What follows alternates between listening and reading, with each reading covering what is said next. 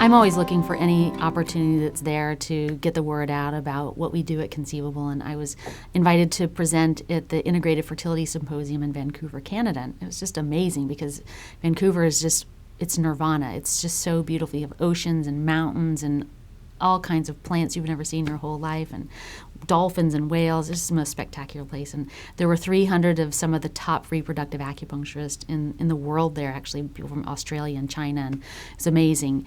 And so there were 3 concurrent sessions during this conference and while I was presenting, and 225 of the participants showed up for my talk, and I was really excited. And I had sort of tricked my participants into coming to my talk, because one of the things that we always are working on, how do we improve live birth outcomes? How do we have people have more babies? We're a lot less concerned with how many pregnancies people have, because I don't really care how many people get pregnant if they're miscarrying. What I want to see is people getting pregnant and delivering happy, healthy babies as much as possible. And so at the beginning of the talk, I was standing up there, and like 225 of my very esteemed colleagues were there, and I said, the truth is that you all came to my talk probably because I said I was going to be talking about improving live birth.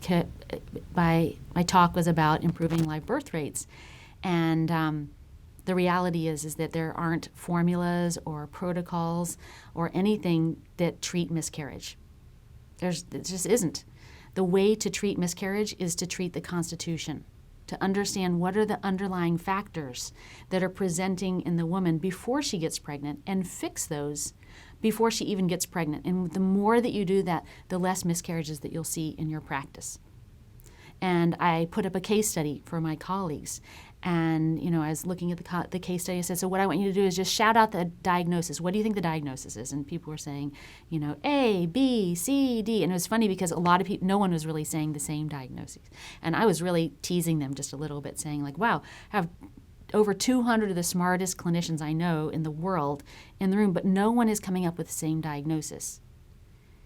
How can we ethically take care of people when we have such a inefficient diagnostic process? How can we systematize diagnosing better in a way that we can help people more systematically and quantifiably, and make sure that the progress that they're making is really based in reality, not in speculation? So I put the case study up. They were all guessing and saying their diagnosis, and I said, the reality is the problem is that I haven't given you enough information to really understand the constitutional problem. And everybody in the room got really quiet.